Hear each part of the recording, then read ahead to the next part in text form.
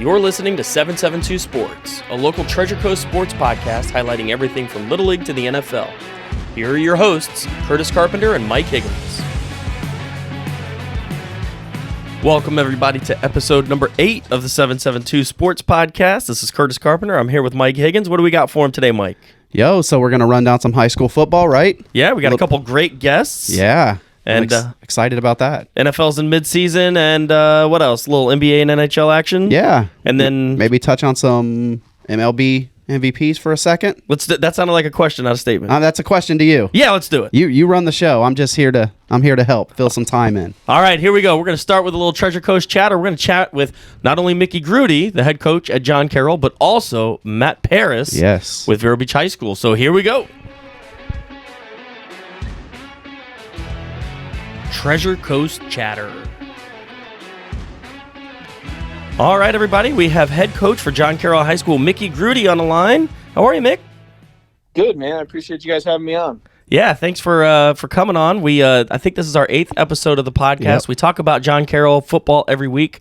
It's exciting to have you on and to talk a little bit about what the JC Rams have done this year and where they're going in the playoffs. So tonight you have a playoff game. I'd like you to talk a little bit about the game tonight. Yeah, so we're hosting Cardinal Mooney. We're actually one of only 3 districts in the state that have a 2-team district. So we actually played these. This is our district opponent. We played them week 8, came away with a victory to become district champs. And then with how the seeding played out, we actually are playing them again tonight. So it's a team we've seen before. We're familiar with them. You know, they're aggressive. They're well coached. They've got some really good athletes kind of all over the place. But having a bye week last week leading up to this week, kind of having a week and a half or 2 weeks to go ahead and prepare, I feel really confident in our game plan for tonight. Okay, Mickey, so I have a question. I was kind of wondering this. You played these guys during the regular season. So do you think that helps you guys, like, game plan-wise, as you're playing these guys for a second time? Does it hurt you a little bit because they've already seen what you have, but it also helps you a little bit because you've kind of seen what they have? You know, that's my big question going in tonight. And if you actually call me at 10 o'clock tonight, I'll have a better answer. Because, you know, I don't know. I've never played a team in the regular season and played them in the playoffs. This is the first time I'm actually having to do that. So I'm curious to see, you know, how much they change on offense and defense. To me, their defense is the strength of their team, and their defense is pretty good. So I would assume they won't do much adjusting. You know, we did have some success on offense when we played them last. So then there's that side of it where I'm like, okay, they're probably going to change some things to try to slow us down a little bit. But offensively, I don't know how much they're going to change us, and that's just anybody. I think your offense is kind of set, you know, as your season goes on. You're good at what you are, and then you roll with it. So this will be, you know, a new experience for me playing a team again from the regular season and then again in the playoffs. So, yeah, call me 10 o'clock tonight and I'll have a better done on that one. So you alluded to this earlier. You guys had a bye week, and my assumption is Cardinal Mooney did not, or did they have a bye week as well? They did, actually. So okay. I guess we're in one suburban with all these new different classifications, metro and suburban. So we're one suburban, and I think because we only have about 40 teams total in one suburban, they skipped the quarterfinal round and only did semifinals for us. So we only had 4 teams in our region move on, so it's really only semifinals. So I wanted to ask you about that. How, now that you've gotten a full regular season under your belt with this new classification system, how do you feel about it? I think it's interesting, you know, and a lot of people have different opinions on it and whatnot. My only gripe with it was that it took so long for it to come out because I'm kind of part of the group that says, hey, I don't care where we have to play or who we have to play. Just tell me where, and let's go ahead and get it going. Because it was a little frustrating trying to schedule games and whatnot, and then I had to change the schedule because people were put in different districts and different things. So I was just glad the FHSA came out with something, and I was ready to roll with it, kind of whatever it was. So was your frustration more as the athletic director or as the football coach, or both? I think both, you know, just because I have to get contracts signed and stuff like that, and you want to get, especially football, just because it's your biggest moneymaker, you want to get those contracts signed and get those games planned out in advance so you're able to go ahead and get the proper ticket gates and stuff like that. Gotcha. So I think just getting that schedule finalized is the biggest thing. Makes sense. Okay, so I got one more question. Kind of a logistics thing. So with the new setup, I've not seen how the playoffs work. How many games could you guys possibly play? Whoever wins, how many games until you get to the actual state playoffs, to the actual championship? So we are the 1 seed in our region. So we'll host. Hopefully we win tonight, and then we'll host next week as well, and that'll be the regional final. Then there's a state semifinal, and then the state championship. So if we win the next 3 games, we'll be playing in the state championship. And so follow up to that, I know in previous years most of the state championship games have been in Orlando. Is that still the thing, or have they moved around? They split them up. I'm not really sure why or what the reasoning is. So they split them up. So I believe it's 1 rural, 1 metro, 1 suburban, and 2 suburban play December 8th through the 10th in Tallahassee at Joe Cox Stadium, I think it's called up there. And then the rest of the classifications play in Fort Lauderdale in that DVR Pink Stadium, that new soccer stadium in Fort Lauderdale. Gotcha. So they kind of split it up this year. So if we're lucky enough to go ahead and make it to the state final, we would have to go up to Tallahassee. Well, that's quite a haul. Yeah, is it too late for you to ask for a reclassification so maybe you can get down to Fort Lauderdale? and if all the 1 seeds are to come out of their regions, I believe we have to travel to Tallahassee the week before in the semifinal too. My goodness. Well, that's the disadvantage of living in a really long state, I guess. But no, that's great, man. So listen, we're really excited for you. Any highlights of the regular season did you want to chat about? Any shout outs to any players or staff or anybody like that might possibly listen to this thing? For sure. I send this out to my team every time it comes out. So, but you guys have done a great job with it. But we have such a senior-heavy class. I'm super excited for our seniors and all the hard work they've put in. And I think it's just built a great foundation for us here. We have Wilkie Denard, who's our DN. He's committed to Auburn right now. He's had a tremendous year. Our quarterback for the last 2 years has been Dawson Mayo. He's the quietest kid I've ever met, and when I say he leads by example, it is 100% true, man. When a kid needs to know where to be or where to go, I'm going to tell him go find Dawson because he's doing the right thing. Awesome. We've had some great receivers. We're well-rounded, and I think that's one great thing, especially like our offense.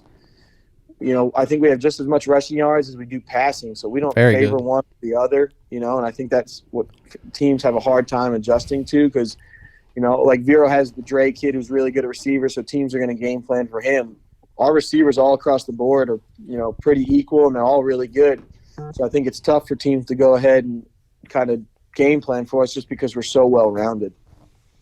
Awesome. Mike, you got something for him? No, I'm good, man. I hope that maybe we can get you on next week hopefully you guys win this week and come back and talk to us. Well, I think that if you win tonight, we're the good luck charms. That's really what it is, Mick. That's definitely what it is. Yep. And I will be sure, in my post-game interviews, I'll be sure to give you guys a shout-out.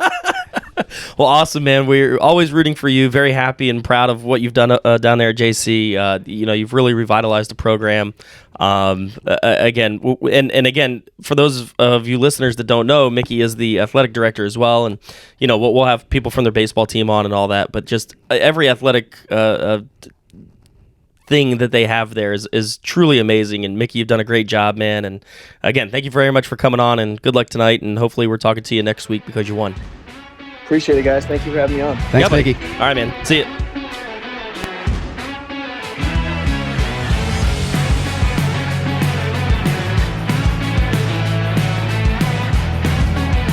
All right, everybody. We have Matt Parris from Vero Beach High School here on the 772 podcast with us. How are you today, Matt? Hey, guys. Doing great, man. Thanks for reaching out and getting a chance to talk to you guys this morning. Now, obviously, you have a long familial heritage with Vero Beach High School and going all the way back to your dad and you and your brother and your kids play. But what is do you have a technical title with the school right now, or are you just a big fan? I'm just a big fan. Got it. We do the radio, and so that's my official title is fan number 1, maybe number 2. Love it. Okay, I just want to make sure all the listeners understood who we were talking to and all that. Again, for those of you that don't know, Matt's dad played in the NFL. Actually, I was tight end with a couple of teams, right? Yeah, he was with the Chargers and the Browns and then the Cardinals. Awesome. And then you and your brother played at Vero, and then talk to me about how far you guys got and where you played. Yeah, both of us ended up at University of Central Florida. Go Knights, charge on, and played up there. And Yep, and I ended up graduating from UCF in '94. Woo! UCF, one of only 2 Florida-ranked teams right now, right? Yeah. Who's the other one, Matt? Florida State. Okay, and Oh, who's not goodness. ranked Oh, my that's in the gosh. state of Florida? Yeah, that would be Miami. Yep. That would be the Gators. Yeah, okay. I just Good. wanted to make sure that we got it on record. Here we go. That's right. So great. So yeah. So what we have you on the line is we want to talk a little bit about Vero Beach High School football. Have had a tremendous regular season. They did lose a game, which was a little bit of a stunner, but came into the playoffs hot and won last week. Let's talk about last week's game. Yeah. Last week was good. We played a team that we haven't faced before, Harmony. That's they're in south of Orlando, and so their offense was not a conventional offense. It goes back to the old days. They ran the veer, which is when you're basically they call it a triple option on the veer, where the tight end's under center and he's coming out and he's reading the tackle, whether he gives it or keeps it, and then he continues on and then he options off of the defensive end or outside linebacker, and it's a tough offense. You just need to work on it a lot, and they run it well, and they had a young man, Emmons, number 34. Yeah, he was a beast. He was their stud, and he rushed for, I think he had like 1,200 yards coming into that game. And so with that being said, it's a tough offense, and they ran it well. And we had 2 days of practices we could not practice, and so it was tough coming in, because you can try to simulate that as much as you can in practice with scout team, but the speed and size it doesn't match up until you get to the game. So you guys faced Harmony. It was a really close game. Actually, it was ironic. I ran into you after the game, and I was like, yo, what happened? And you're like, oh, man, Dre came up with this 50-50 catch, came down with it, scored. It was amazing. What was the energy like in the stadium when Jacob scores that touchdown to take the lead? Oh, my goodness. Well, when that young man, he's a Florida State commit. I'm well aware. I'm well aware. Yeah. When he catches the ball in general, it's just dynamic. You never know what's going to happen. And so when we use the term 50-50 ball, that means usually you're throwing it up and you got a defender on you, and it's either he's going to get it or I'm going to get it. But with Dre, it's not normally 50-50. It's like 90-10 with that young man. He jumps high. He's just got great hands. It's great. And so when he caught it, because there was I would say 2 guys, but there's definitely one guy on him, and then another guy coming over a little late. He catches it over both of them and then goes into the end zone, and the place just erupts. It was amazing. And that basically sealed the deal. We were up anyway, but that was the one that just nail in the coffin, done. Let's go home. Gotcha. Well, you want to talk a little bit about tonight's game? Who do we play? What's the matchup look like? Yeah, so we're playing Melbourne High, a team that we have faced a few times in the past, but since they dropped down to 7A, we really haven't played them because of the new classification, that now there's only 4.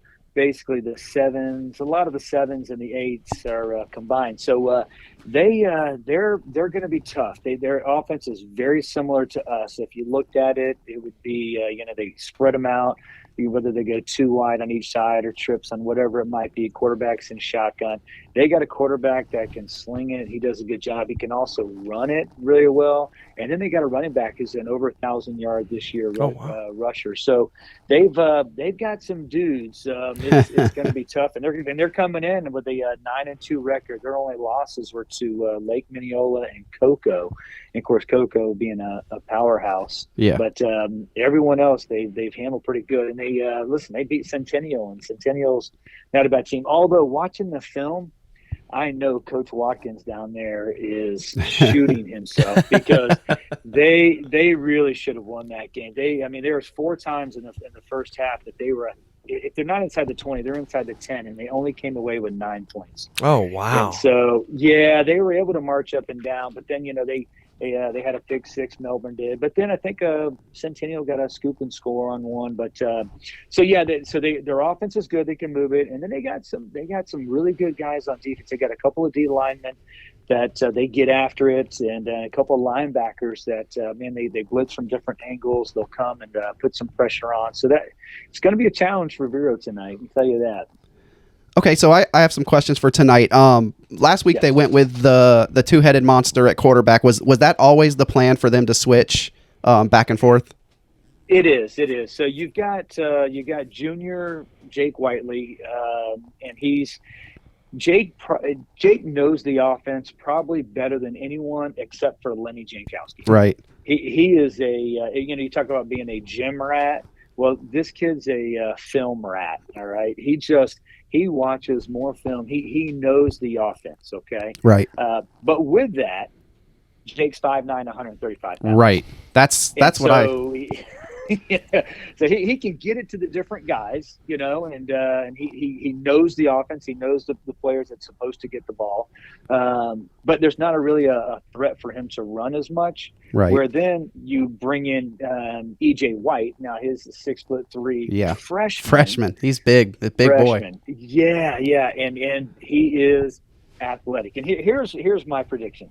All right, if this young man stays healthy, okay, and he continues to just progress because I think he's about 165 pounds, maybe 150 pounds. So he's going to put on some weight. He's fast.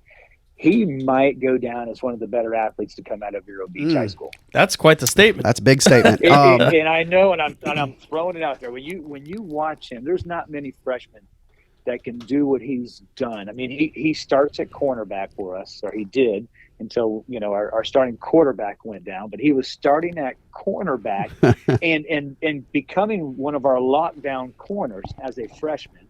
He's our kickoff return. All right. He also plays. He was getting the snaps at receiver, and then of course he's a quarterback. And it's like I don't know of any freshmen that have been now. Akeem Dixon came in as a freshman and ran the ball. But he wasn't playing cornerback. He wasn't playing. He was a big kid that could run. So it's just this kid's dynamic. And then when you watch his moves and his hips and his way he runs, it's he's like 2 or 3 grades above what he should be. So now that's why I say that. He started the season with varsity, right? He was never on the freshman team. He was never on the freshman team. Wow. No, matter of fact, he was. That's awesome. He came in. He was like. Yeah, so now he's in his true position is quarterback, and he throws the ball well. He spins it well, and it's just some strength in there as far as the deep ball and stuff like that. And then just learning the offense. He hasn't had the time, right? Because he's been playing the other positions to fill that quarterback role, and it takes a lot with our offense. You got to have a lot of reps, but. This young man he is dynamic. So yes, to answer your question, that was the plan to go into the Harmony game with what you call the two-headed monster. And it's going to be the same. It's going to be the same with this one. So one thing I did want to say is watching Jake, the older kid, the junior. He was one of the more, and I know he didn't throw it down the field a lot, but he was one of the more accurate passers I've seen in a while. He was always hitting them right in the numbers. He really does. He does. Now he's not, the deep ball. He's not. He can throw it. It's just, but it's his really when it comes to the screen plays. Yep. And then here's the stuff that you bring up a good point, Mike, on that. But this is the details of the offense. When you see any kind of spread offense, no matter what level, whatever it is, it's not just getting the ball to the receiver. It's where you're getting the ball to the receiver. So on that screen, that ball has to be in the upfield shoulder so that his momentum is going that way. All right. When you throw that little bubble route, you've got to get it to the upfield shoulder. Anything else just allows the defense that extra step to close the gap. And when you see the greats, when you see the Tom Brady's and you see the Peyton Mannings, that's what they did or do, I should say. And so when you see Jake, he really does a great job of that. Now, it takes a little time to get out there, but he at least puts it on if it's an out, it's going to be on that outside shoulder. He's going to give him a chance to hopefully make a little turn up the field. So, that's what he does well. Yeah, that stuck out to me how accurate he was. So very much so. And part of that, too, is just knowing the offense and knowing where it's supposed to go. You have your pre-snap read and the post-snap read, and that's – when you have a film rat, that makes it nice. So I've got a question with a follow-up. What is the prognosis for Aronson? Aronson. I don't know how you say his name. Is it Aronson or Aronson? Aronson. Aronson. Okay. Yeah, and so I don't know the prognosis. I know that he's in a cast, and there was talk that they were going to reassess him. I think either this week or next week to see if he potentially could be back. All right, so. Without, because I was not his doctor. No, I get it. And listen, I'm not asking for like very specifics. I don't want you to violate any HIPAA laws or anything like that. But he's not my patient. He's not my patient. So But when you're in a cast, there's only really one reason that they put you in the cast, and so you can kind of take it from that. And so when you have that, and it is on his throwing hand, and it has some relation to his thumb. So if you damage some ligaments and tendons, that even when you get out of the cast, it's tough. Now, I don't know if he did that, and so if we're just dealing with some other healing that could take 4 to 6 weeks. He is 17 years old. Those 17-year-olds heal quicker. So there is some maybe hopeful from the Vero fans that he gets assessed and the healing's taking place and he can get out there and sling the ball. So that's my follow-up question. He's a junior. He'll be a senior next year. Jake Whitley will be a senior next year. And Ethan White will be a sophomore next year. Sophomore. Yes. You got 3 really good quarterbacks, and obviously I think Aronson is the better of the 3. He's committed to SMU, right? Yeah, he's committed to SMU. So is there a mild quarterback controversy at Vero Beach High School next year? No. Okay. All right. If we have and sorry to cut you off. That's probably not a fair question to ask you. That's probably a question to ask Coach Jankowski, but you're on here talking about Vero. I'm just curious. Like, you got this sophomore that's phenomenal. You got this who's going to be a senior who's super accurate, and then you've got one of the best quarterbacks in recent Vero memory coming back. You're going to have 3 really good quarterbacks here. You do. So, and here's the thing about the way the high school is now. All right. So we have it's not necessarily the portal system, but kids can go anywhere they want as long as they find a school that's open. And they can get there. That's the rules the FHA has set up right now. All right. So the chances of that one of those young men aren't here, that's always a possibility. Right. I get that. Yeah. I get that. So and so we don't know. So like if you were to say like right now going into next year, if we have all 3, there isn't even a controversy because Tyler Aronson, he is your quarterback. Gotcha. I mean, he's a once in a while quarterback. He comes in 6'2", 6'3", 205, 210 pounds, slings it. He can run. He's tough. I mean, he hurt his hand, which most people would have been like, I can't even go back in. He went back in and tried to throw. And it's crazy. And I've seen him take a couple of blindside hits, right? And before he's going down, he's getting the ball off. That's crazy. I played quarterback at Vero, and I'm looking at that and said, nope. Hold on, tuck and fall. I'm folding like a cheap tent. That's like, I get hit like that, I'm down. But no, so if you have that, that's where if all 3 are going to be here next year, and that's the unfortunate thing about the situation with the high school. Like, you don't know. Yeah. One kid says, let's say Jake, and I'm not saying he's going to do this. Let's just say Jake says, I see the writing on the wall. And he says, all right, I'm transferring out. Then he's got to do what he thinks is best for Jake. And, with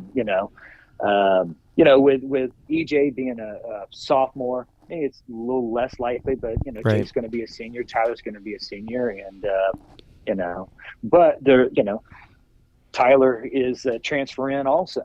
Right. So there's no guarantee that even though he had a good year, he's here. There's no guarantee that young man's going to be here. It's like that's the tough part with being a coach these days.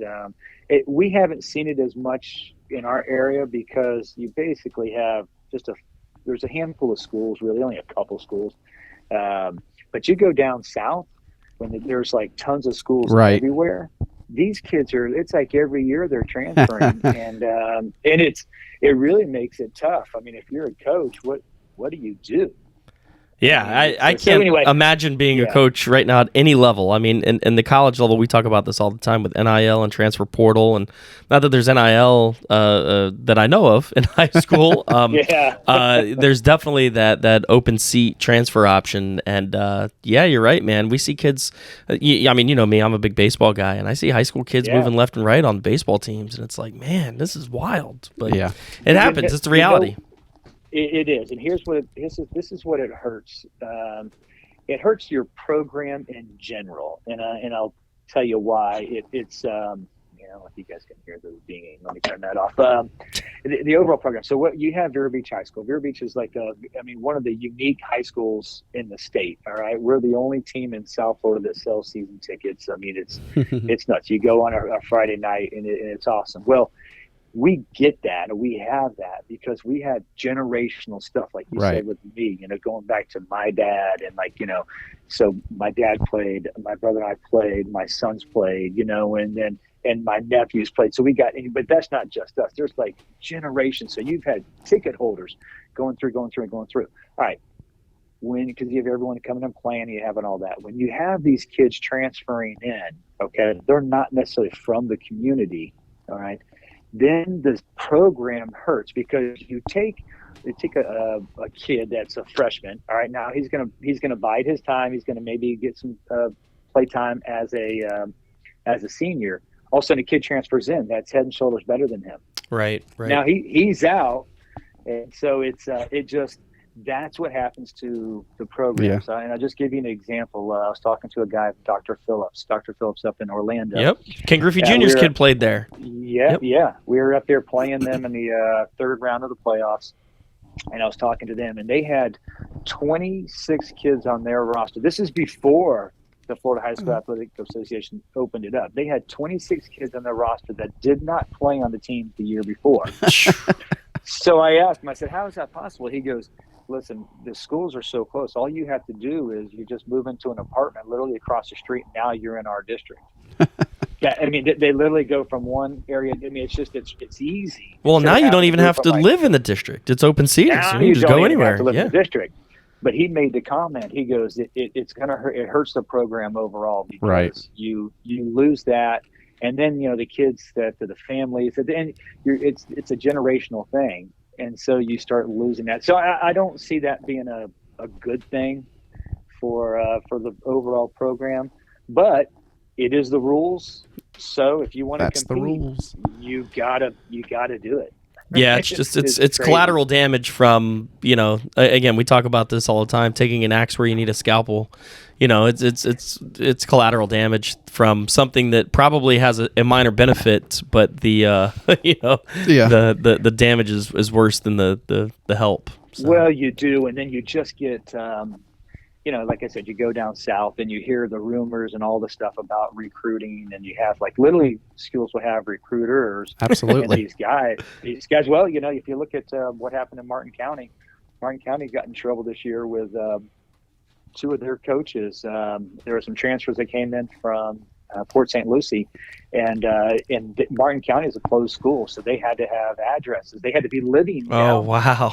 Well, I think one of the kids did have an address, or two of them did, but two of them didn't, and the coaches were making up addresses, and they got caught.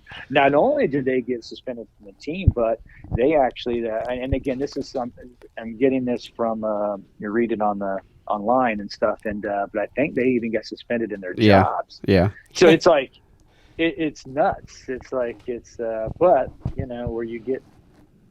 fandom. When you get fandom too big, it can get nutty. Yeah. But anyway. Well, I think we could do a whole 2-hour podcast on this. But no, man. Well, listen. We want to thank you a million for coming on, for taking time out of your day to come on here, talk a little bit about Vero. Again, I love the generational talk. I think you hit the nail on the head. Yep. Mike, you have anything else for Mr. Parris? Yeah, Matt. So they can hear you on Christian FM as always and YouTube.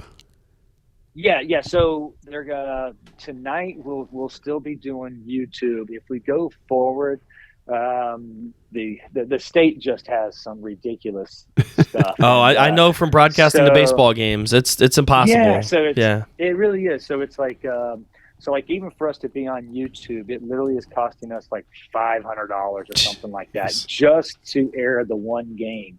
And it just because the state has rights. Once you get to the playoffs, the next week, if we make it past this one, we'll probably just be radio, and we'll probably team up with their North Florida High School, whatever Got it. I don't know, whatever whatever it is. Got it. But yeah, so tonight we should be YouTube and 91.9. Got it. Awesome. Well, we can't wait to watch the game, and we just got off the line with Mickey Groody over at John Carroll, and we said that if you win, it's because you were on with us. So now you have to chat with us again next week if you win this week. So that's the rule. That's the rule. I love it. All right. Matt, thank you very much, man. We appreciate it, and right, go Vero. Thanks, Matt. Yes, absolutely. See you guys. See you, man. Bye. See you. Bye.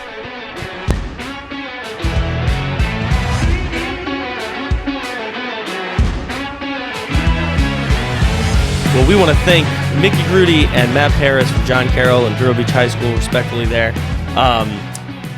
Respectively or respectively? Respectively. It's respectively. Yeah. Mickey Groody's from John Carroll. Respectively, yes. Matt Parris from Vero Beach High School. That's what I meant to say. Respectively. And a couple other sports just to follow up.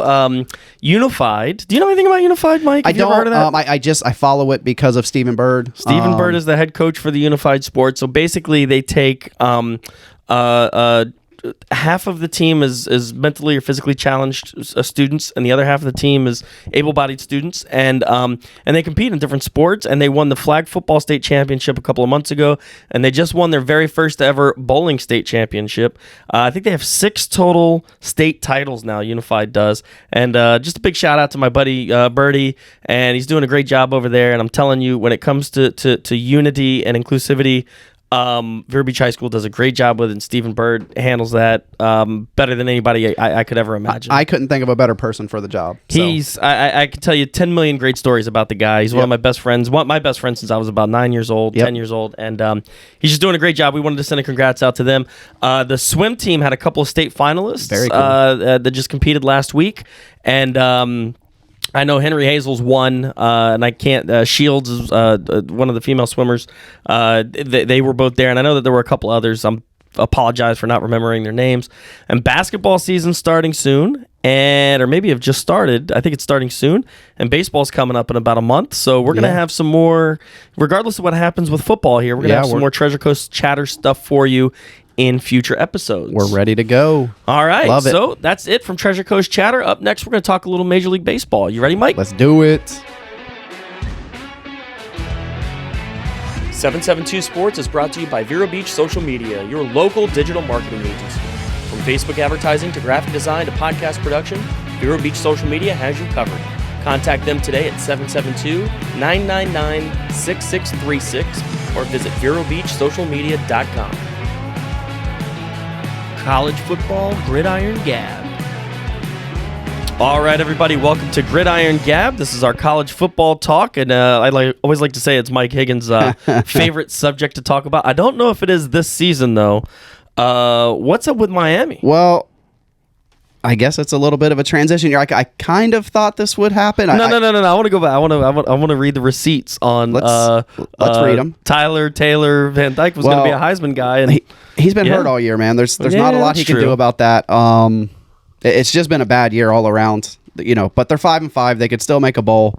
They end it with Clemson and Pittsburgh. They're probably not going to beat Clemson, but they should have a shot against Pittsburgh. Maybe make a bowl game. They've got a nice top 10 recruiting class going. I like the direction of the program, and just a little bit.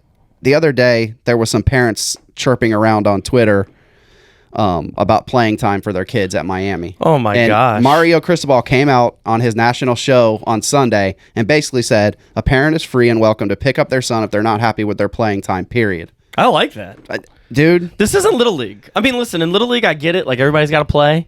This is, I mean, listen, let's be real. This is a multi-billion-dollar business. Yeah. This is not like youth sports anymore. Yeah. They're not student athletes. Right. And they are paid professional athletes. Right. And one of the first things he said when he took the job over was there's a culture crisis here that's going to be a huge problem. And so he's taking care of that. It's going to be a year or two. Still disappointing. We lost to some teams we should have beat. But my boy Tyler Van Dyke, struggling. I'm not going to say his name right until he does well.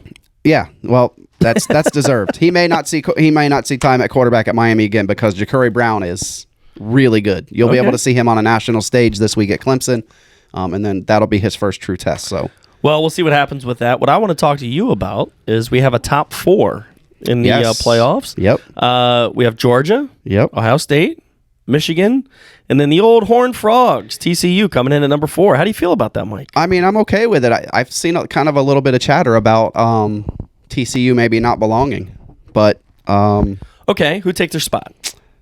I don't know. I'm not one of the people that don't think they belong. I think that they're good there. Well, I guess who are the detractors saying should take their spot? Maybe you're not, but somebody is. Anybody. Tennessee, like 2-loss LSU, USC. I mean, there's been arguments for everybody. Is wild to me. I mean, listen, they've gotten better this year, but come on. Yeah, let's be real. So, they're not a player. And even with 2 losses, people are going to try to get Bama in there.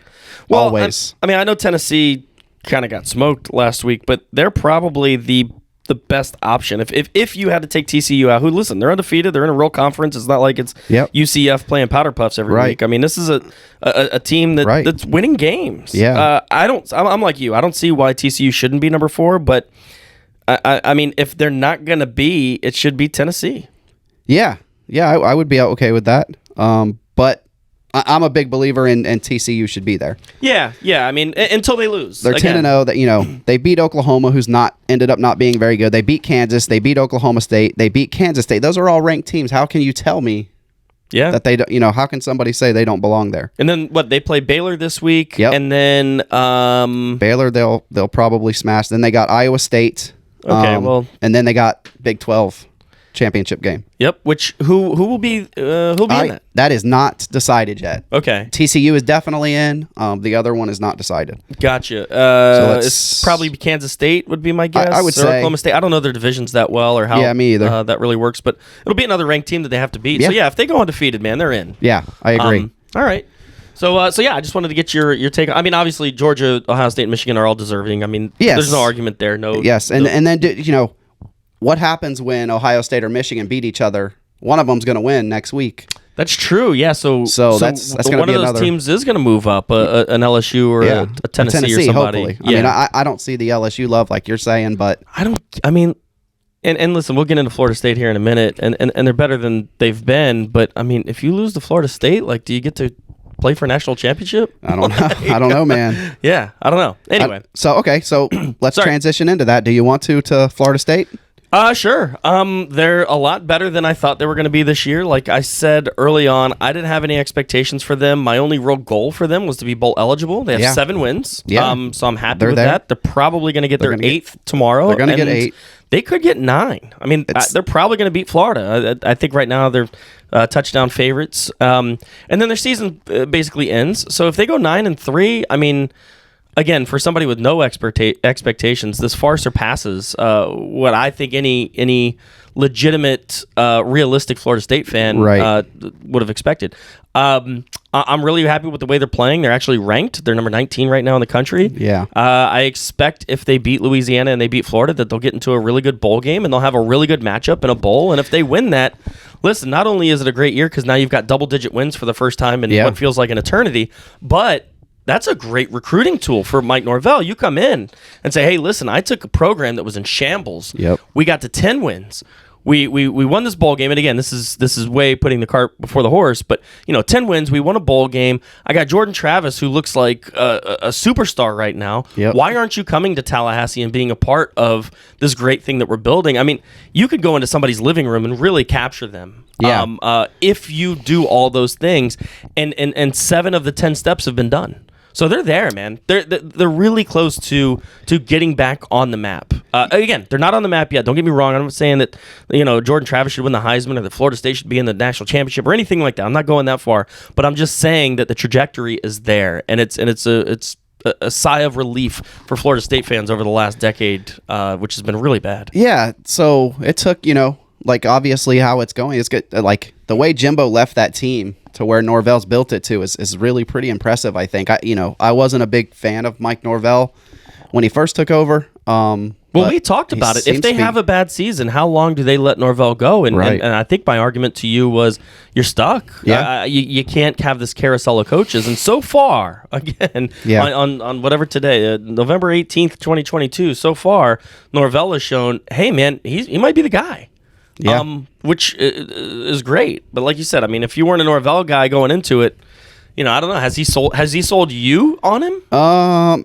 He sold me for another couple years, I think.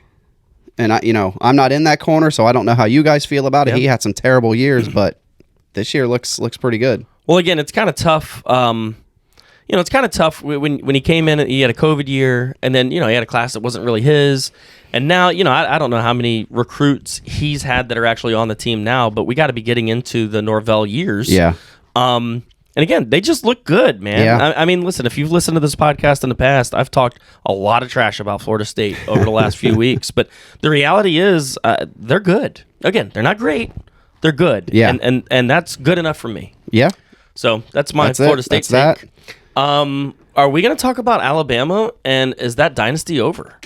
I don't think so. All right. It's just a down year, I think. But but this is a program that doesn't have down years. Right. This is a program that year in, year out, they're top 4. And is it crazy that we're talking about 2 losses as a down year? Right. I know, yeah. So, I mean, I would take that year, like, at Miami. So, no, I don't think that dynasty's over just yet. Do you? No, I don't think it's over. As long as you have Saban, I don't think it's over. I just think that... We'll get on a little soapbox here. I think that there are ebbs and flows in college football. Yep. And I think that it's incredibly difficult to recruit the best of the best every single year and keep them, especially with the transfer pool, especially with NIL. It's incredibly difficult to have the best of the best year in and year out and not have competition. And now you have teams like, it's funny. I mean, you have teams like Tennessee now. Yeah. Josh Heupel walks into a living room and he says, hey, listen, you can go to Alabama and you can go sit the bench for 4 years. Yep. Or you can come here and you can start day one and we can compete for a national championship. And I think a lot of these kids are starting to say, hey, wait a minute, I would rather play. I'd rather play and, maybe be a superstar, a big fish in a small pond than be a small fish in a big pond at Alabama. Yeah. And you just see that ebb and flow every couple of years. And then all of a sudden Alabama gets, 15 5-star guys. And, there's nothing you could do about it. But it seems like we're just in that low valley for Alabama right now where they're going to get 2 losses. They're going to, they may get 3 this year. Yeah. They'll march on, and then in a couple of years they'll go undefeated and win another national championship. Yeah, I think so. I do think, you brought it up. I think that NCAA is going to have to do something. I mean, I love the kids getting paid, right? It's like the schools have been making money on them for years, but they have to find a way to structure it. Because right now it's the wild, wild west. They took an axe where they need a scalpel. Yeah. I mean, they needed to pay these kids. Yeah. They needed to, The schools make billions, especially the bigger ones. The reality is these kids were making money. Okay? The term bagman is not like... Right. That's not made up. Right. Okay. There were bagmen in all of these big schools. Yep.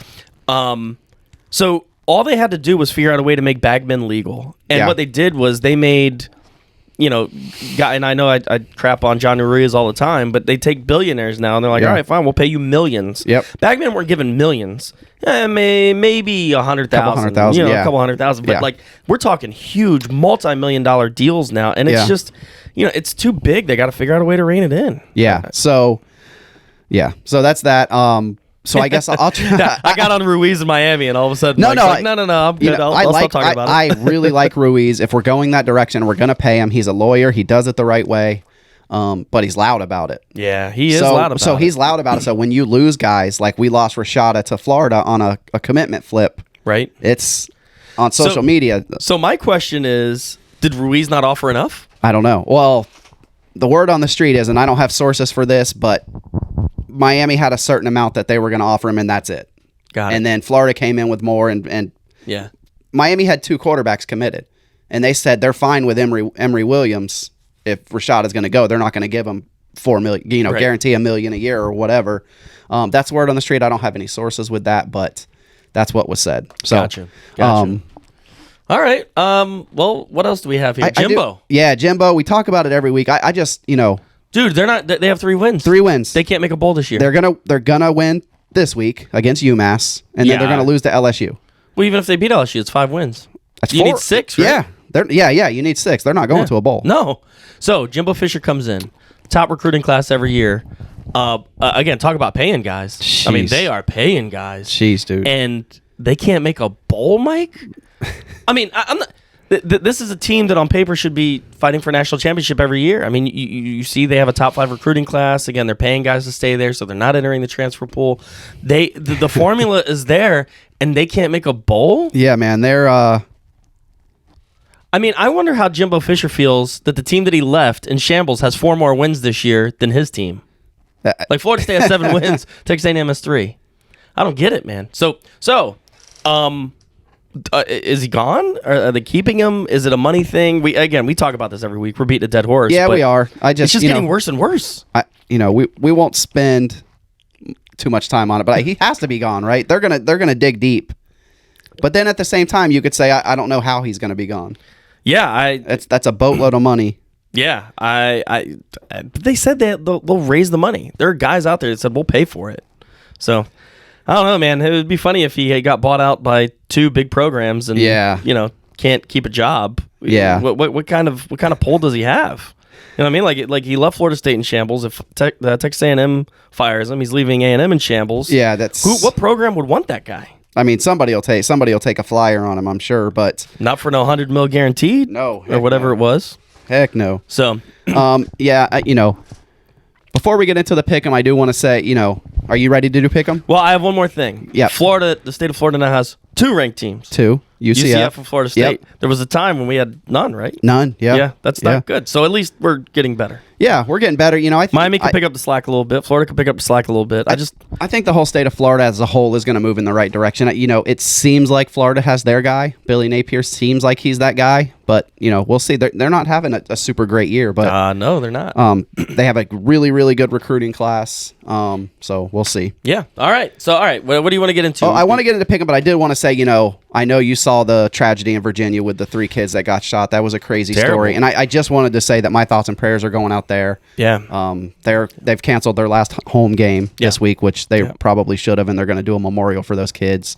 The kid that I should say the guy that shot him, the man that shot him, was an ex-player that got cut. Yeah. So just my thoughts and prayers are with them, and I just did want to touch on that briefly.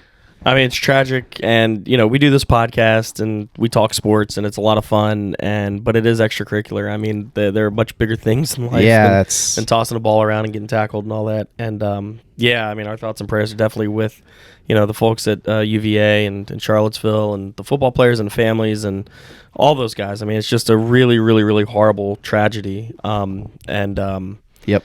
Man, it's just really bad. We can go on and on about it, but man. Yep. I didn't want to go through this and not mention that. We're not from Virginia, but one of the kids was from South Florida.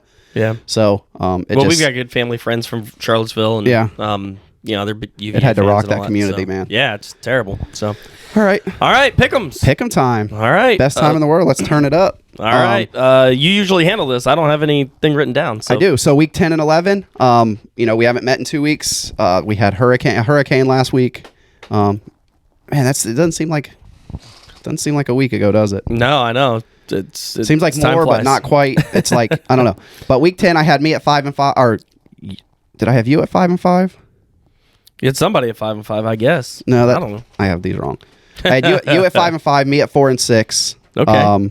And then last week we both got 7-4. So you have the lead still by 2 games, 65-34, or 67-34. Excuse me. I'll take it. And I'm 65-36.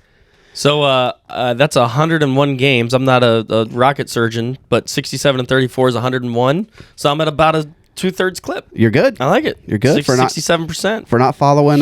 For not really following it. So all right, let's pick them. All right. First up, what do you got? Number 4 TCU. They're favored by 2.5 at Baylor. So I don't understand how an undefeated team is facing a non-ranked team that has 4 losses and they're favored by 2.5. I mean, it's Vegas again. Vegas going to get us we here. We talk about it every week. I'm taking TCU. Yeah, so am I. But I don't understand. Yep. I don't understand that. I don't get it. Yeah, I got TCU. So number 15 Kansas State is minus 7.5 at West Virginia. Yeah, again, 7.5 is not a lot of points in college. Nope. They're facing a team that's not even 500. Kansas State seems like the obvious pick here, right? To me, it is. Yeah. But you've been better than me at this year, so maybe we need to refer to you. All right. So do you have this up as I'm going down? Okay. I'm kind of following you. I have 24 NC State at Louisville, which I have favored by 4. Is that correct? Yeah. Okay. This says 4.5. The different sites will have different lines. Yeah. But NC State's been struggling a little bit. Louisville's been on an upswing. It's in Louisville. I can kind of see why that line is the way it is. I'm still going to take NC State. Although this game would not surprise me at all. Yeah, I'm going to take Louisville. I think I would take NC State, but I need to catch you. Gotcha. So this is one I can see being a coin flip, so I'm going to go Louisville. Yep. All right. What's next? Let's see. We got number 14, Ole Miss, minus 2.5 at Arkansas. Ole Miss at Arkansas. Okay, so Ole Miss is 2.5-point favorites. Yeah, it's a no-brainer. Ole Miss. Yep, I'm going Ole Miss. I'm a huge Lane Kiffin guy. We can get in this later, but I almost wish Miami would have hired him instead of Mario. There was some talk there, but anyway. All right. Number 22, Oklahoma State is minus 7.5 at Oklahoma. No, I got Oklahoma as 7.5-point favorites. Okay, let me check my line. But that being said, I don't know why Oklahoma would be a favorite against anybody. Because I'm taking OK State. Oh, but, you're right. OU, 7. But OU is a 7.5-point favorite in this game. It is it's at Oklahoma. But yeah, I'm taking OK State. Maybe I just that's a big spread. There's another Vegas trap. Maybe I was so surprised by that. I was like, that can't be Oklahoma. Yeah, that was kind of a surprise for me. Now here's the deal. Oklahoma's defense, you and 9 buddies could go put up 30 points against Oklahoma's defense. Yeah. They're bad. Yeah.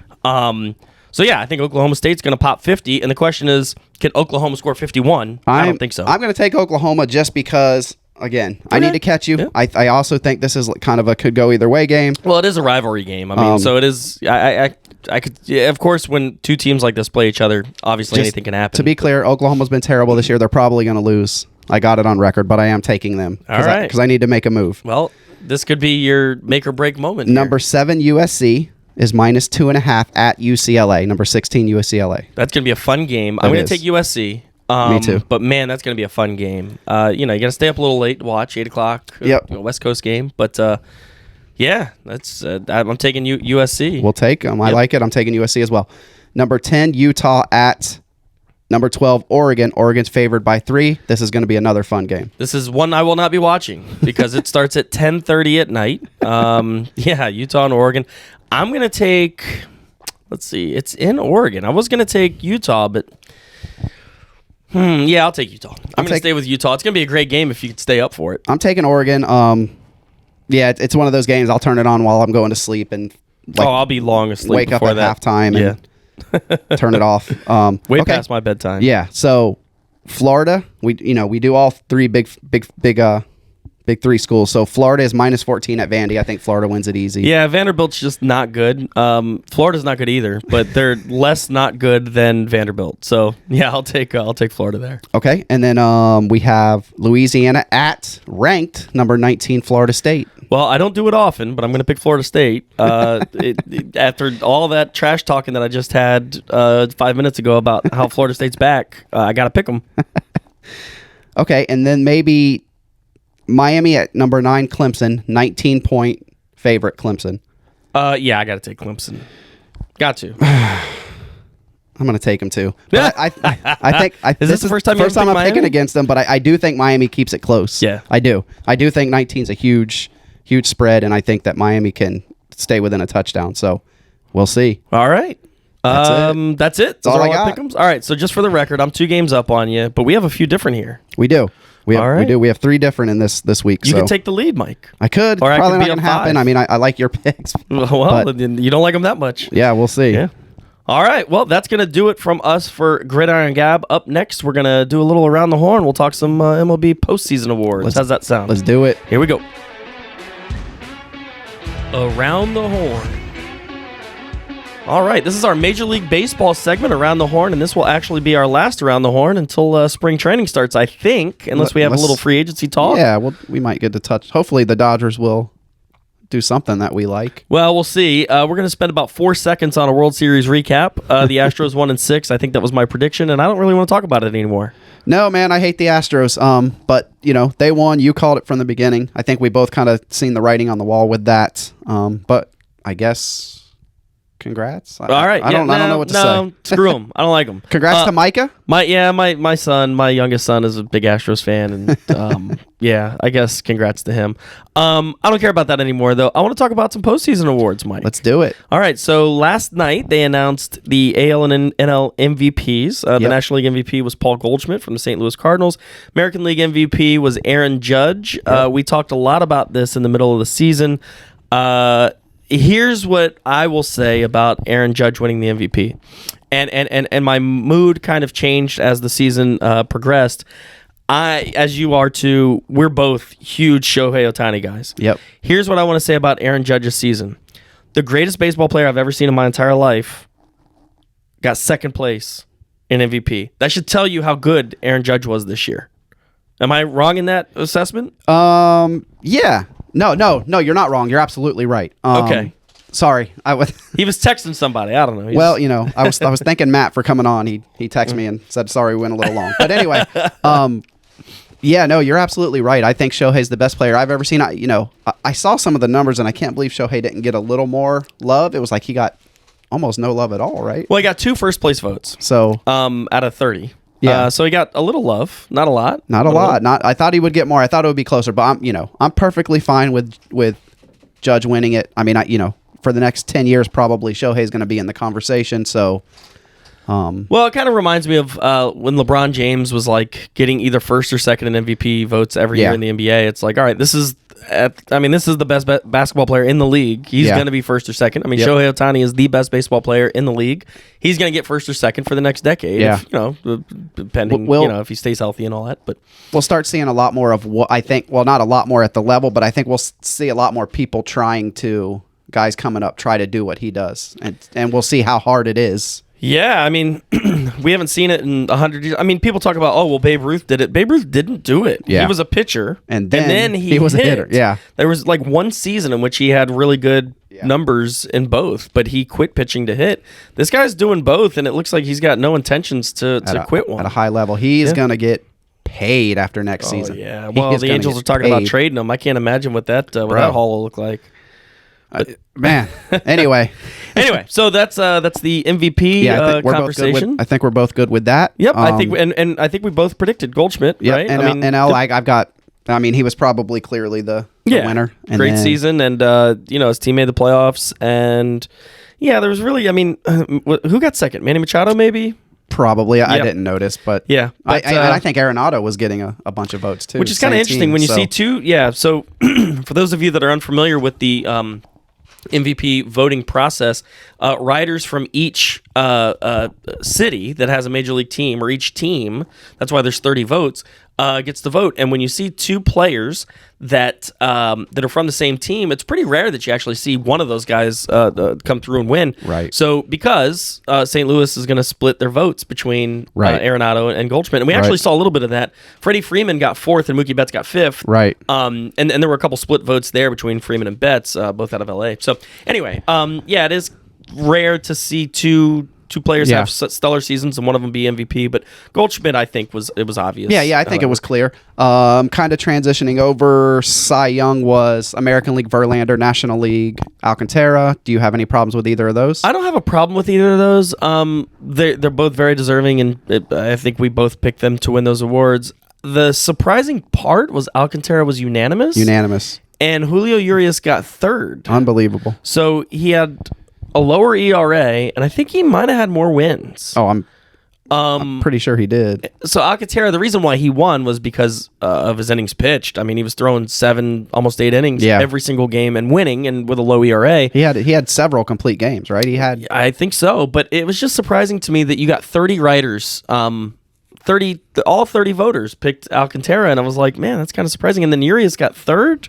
I figured he would probably get 2nd, but that was crazy. I mean. Yep. The ERA leader getting 3rd is it's just whatever. Usually you lead the league in ERA, you're winning or getting 2nd. Yep. So anyway, that's it. I was good with those. Oh, and Rookie of the Year. So Michael Harris for the Braves, and then it was Rodriguez, Julio Rodriguez. Yeah, the kid from Seattle. Yeah. I know that Micah, my Astros fan son, was a little upset that Pena didn't get any votes, and I said, well, he didn't show up until postseason. Yeah, well, I mean that was clearly, I think, Julio Rodriguez's award to lose. Yeah, he's a baller, man. He's a baller. Yeah. I'm predicting now in this show within the next 5 years he's going to win an MVP. Okay, he's that good. He really got on the map in that home run derby. He did. He was fun to watch. He did. And then he was hurt all like for a month after that. He hurt his thumb. So, I got no problems with either of those. You good with that? Yeah, I'm good with those. I think Spencer Strider probably should have given Michael Harris a little closer of a run. But again, I think Harris was the best rookie. Yeah. And I'm good with it. All right. Anything else before we wrap up our MLB Around the Horn talk for a couple of months? No, man, I think I'm good. Hopefully we have to come back and talk about some kind of big move the Dodgers made, but we'll see. If not, we'll see you in spring training. All right, that's it. Up next, we're going to talk a little bit about the NFL. Let's go. 772 Sports is brought to you by the Higgins Home Group. Let the tag team of Mike and Vicky Higgins help you either find your dream home or sell your current home for top dollar. The Higgins Home Group is one of Dale Sorensen Real Estate's premier real estate teams. Give them a call at 772-532-8148. Next up, Chalk Talk. All right, welcome to Chalk Talk. This is our NFL portion of the podcast. It's at this time of the year, I guess it's my favorite segment. I love the NFL. I love it more than college, unlike Mike. And I think I love it more because the Colts, do they have it all figured out, Mike? It's Jeff Saturday, the man, huh? Saturdays are for the boys. Yep. So Jeff Saturday, for those of you not really familiar with what I'm talking about, the Indianapolis Colts are my favorite team, and they suck. And so they fired their head coach because they're not good, and they hired a guy with less coaching experience than I have, or you have, or any of you listeners He have. literally has 0. I have more with my Little League coaching experience than Jeff Saturday does. Yeah, so it was a lot of fun watching this sideshow happen, and so you figure, oh well, the Colts have a coach that has never done this before, and they come out and they win, and so now they're back and they're Super Bowl contenders. They're back, and we're. I loved. Obviously, I'm joking about the back part. Yes, they're not back, but yeah, there's some they sarcasm. maybe had in the. I loved Jim Irsay's comments on it. Like, basically, it's my team. I really don't give a crap what you guys think I should do. Yeah, I mean, listen, you own the team. Yeah, and shots. And Jeff Saturday basically said, "Listen, I've not coached before. This is my first time head coaching. I'm going to lean on my assistant coaches." He did it. He trusts them, and it worked out good. He told his offensive coordinator, he said, "Hey, I'm benching Sam Ellinger and I'm putting in Matt Ryan." Right. And the offensive coordinator said, "Okay, well, that's going to change the game plan a little bit." And Jeff Saturday said, "You call what you see, and we'll make it right. Yeah, we'll make it work." Yeah. And listen, man, I've said for a while, NFL head coaches have to have confidence. They have to be a little arrogant. I love what the Dolphins have in McDaniel. And so I want that. So listen, if Jeff Saturday wants to come in and be bravado and be confident and be mildly arrogant and we start winning games, I'm all about it. You got Matt Ryan running around like a 22-year-old. He's rejuvenated. Jeff Saturday's a fountain of youth. I love it, man. I love to see it. We'll see. I don't think that they can catch the Titans. That was a big win last night. The Titans won last night against the Packers. Did we ever make picks? We did not pick last night. You would have picked Tennessee, wouldn't you? I would have. And I would have picked Green Bay. So we'll have to calculate that. It's up to you if you want to keep it. We can not count it. I had Green Bay. I'm pretty far behind, so I'll take it if you're going to give it to me. So anyway, that's our Colts talk. I actually went to the Dolphins-Browns game last week. Yeah, that was a fun experience. It was awesome, man. I mean, I go to Dolphins games. You were in a brown shirt, so that's... I was wearing a brown shirt. We were with our family friends, the Cole Scars. Respect to the Cole Scars. We went on a bus with 55 people. I think about 50 of them were Browns fans.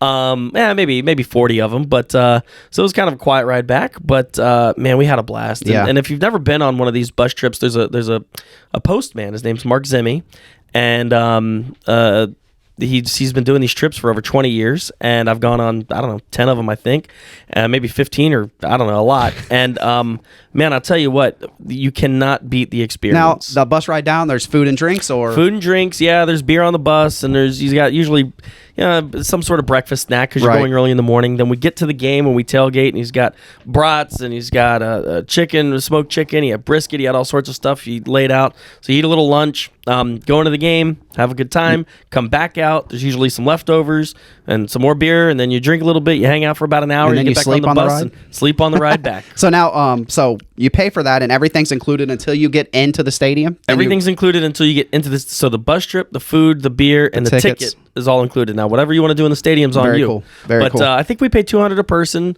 So the tickets were probably 100, 125 a piece, and then you got the bus ride and the food and the beer and all that, and the experience. I mean, listen, you're on a bus ride with a bunch of other fans. It's a good time. So anyway, that's a free shout out. A free. Mark Zimi's not a sponsor of this podcast, but he probably should be now. If anybody wants to sponsor the podcast, please let us know. Yeah, hit us up. But yeah, anyway. So I have a question. So the Dolphins are in first place in the AFC East. Yes, they are. Are they for real? You see them sticking there? They are good, man. I mean, that's actually one of my factor caps for you when we get there. But listen, the Dolphins are a really, really, really good football team. Yeah. And they're a complete football team.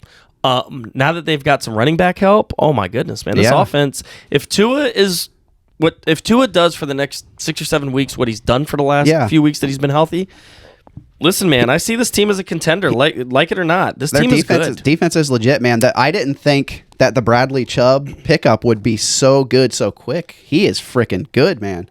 And I guess it's a little bit easier on defense. You don't have to super game plan for that. It's like, hey, go get the quarterback. Yeah, kind of. I mean, unless you're a linebacker and you got to drop into coverage in some plays. Yes, and but I mean, for really what they're using him for now, it's just go get the quarterback, like on passing down. So. I like it. So so the Dolphins are for real. The Colts are for real. Who else are you going to talk about? So on the flip side of that, and we'll just we'll be brief on this. So the Cowboys lose to the Packers. Well, you know what? Let's stay in the East real quick. Do you think the Bills are you? They're in third. So Buffalo in trouble? ? Game in Detroit. Yeah, is what my notes say. Yeah. Buffalo is playing Cleveland. This week. They're getting 6 feet of snow in Buffalo. Yeah, 6 feet. That's taller than most players. So they're actually moving. Somebody said Buffalo's getting 6 feet of snow and Devin Singletary's 5'8". So what are they going to do? Yeah. So they actually moved the game to Detroit.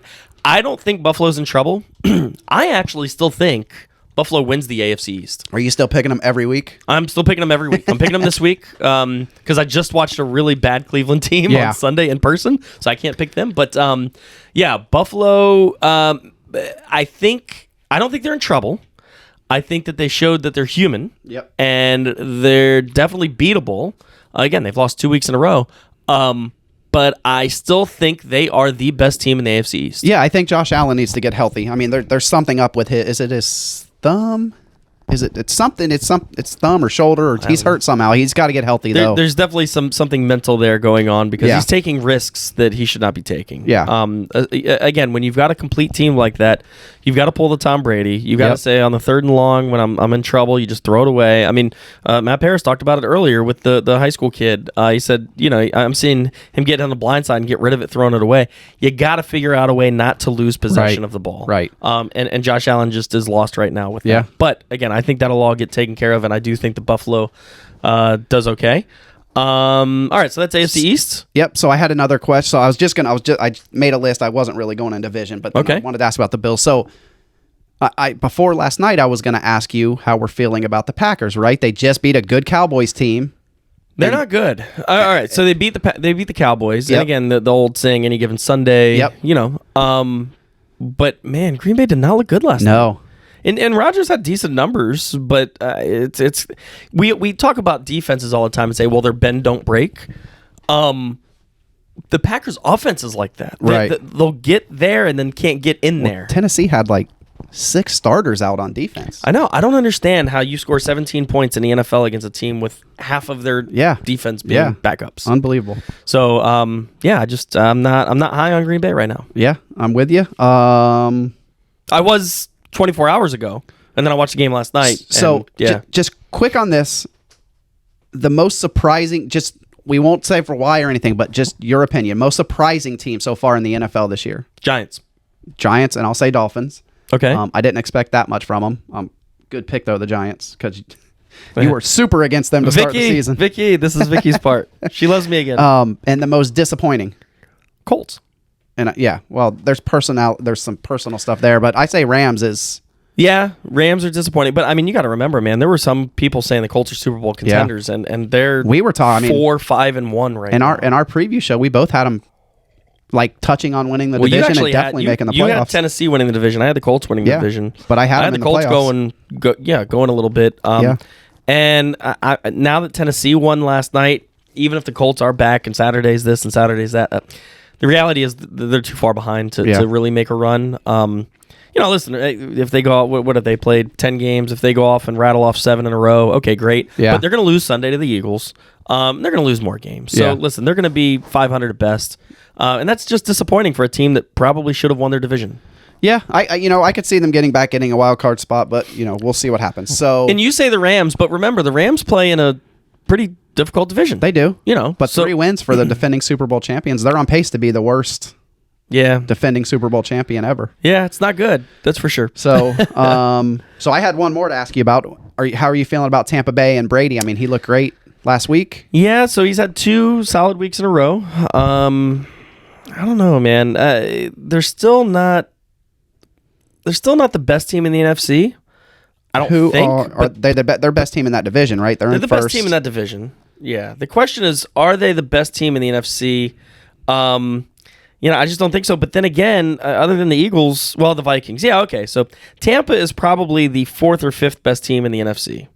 I have Eagles 1, Vikings 2, 1A and 1B, really. Yeah. And then the Giants are probably the 3rd best team. And then Seattle's up there. San Fran, Dallas. Yeah. So there's a bunch of teams. So Tampa's in that second tier. So they're 5-5 right now. They're on bye this week? I don't know. Are they? Let me look. Are they on our list to pick? Yeah, I think they're on bye. The Bucs are on a bye, which is good. So for them. And then they get the aforementioned Browns. Yep. So they get Browns and Saints, so they maybe can reel off 7-5. So they're going to win that division. Yeah, they're just not going to get a bye in the playoffs. But then they go Bucs Bengals. So they go 49ers Bengals. So yeah, well, we'll see. I mean, again, they're second tier level. And again, I think we've got Vikings and Eagles at the top. Yep. And then the Giants are probably the best team in that second tier, and the Bucs are in there somewhere. Yep. But that's all I got for questions. I mean, that's all I got. Thoughts? Again, we're midway. It's kind of the doldrums of the NFL season right now. We're halfway through. We've got some bye weeks for some teams. We're just cruising along. A lot of these teams are just trying to stay status quo. But that's one of the things I love about the NFL is, in baseball you get 2 months where the games really don't matter. Yeah. In the NFL, man, every week matters. Yep. Every week matters. So.